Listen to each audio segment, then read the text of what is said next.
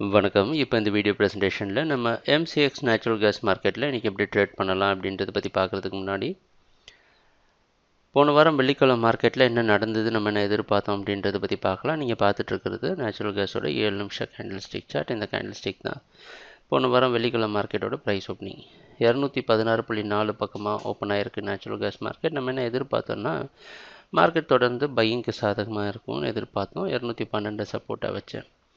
Open ஆனதுக்கப்புறம் ஓரளவு சின்ன ஏற்றத்தை கொடுத்து மறுபடியும் 216 வந்து டெஸ்ட் பண்ணிவிட்டு 220 வரைக்கும் போய் அங்கேயே க்ளோஸ் ஆகிடுச்சு. நல்லா பையிங்கு சாதகமாக தான் இருந்தது மார்க்கெட்டாக.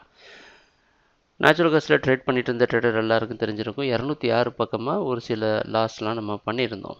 ஏன்னா அந்த இடத்துல கிட்டத்தட்ட மார்க்கெட் மூவ் ஆகாமல் நமக்கு ஒரு கஷ்டமான காலத்தை கொடுத்தது. அதை மீறி நம்ம ட்ரெண்டை பிக்கப் பண்ணி இப்போ வந்து எந்த அளவுக்கு நம்ம லாபத்தில் இருக்கிறோம் அப்படின்றதும் உங்களுக்கு தெரியும். எதுக்கு சொல்ல வரோம் அப்படின்னா, எல்லா சமயமும் மார்க்கெட் பாசிட்டிவாக நமக்கு இருக்கும் அப்படின்றத எதிர்பார்க்க முடியாது.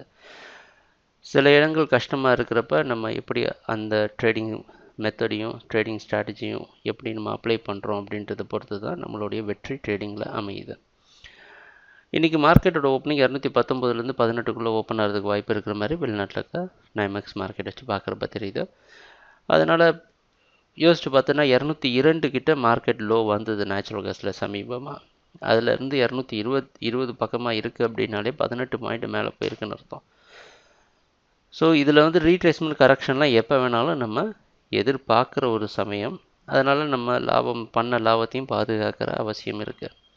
ஸ்டாப் லாஸ் 216 வரைக்கும் நீங்கள் பை பண்ணி 215 ஸ்டாப் லாஸ் வச்சு ட்ரேட் பண்ணலாம். இப்போ ஸ்டாப் லாஸை குறைச்சிருக்கிறோம். எதிர்பார்க்குற அடுத்த டார்கெட் 224. கம்மியான லாபம் கிடைச்சா கூட புக் பண்ணிவிட்டு வெளியே வர்றது நல்லது. ஏன்னா இந்த 22க்கு மேலே இந்த ஏரியாவுக்குலாம் கொஞ்சம் ரெசிஸ்டன்ஸ் இருக்கிற இடம். அதனால் பார்த்து கவனமாக ட்ரேட் பண்ணுங்கள்.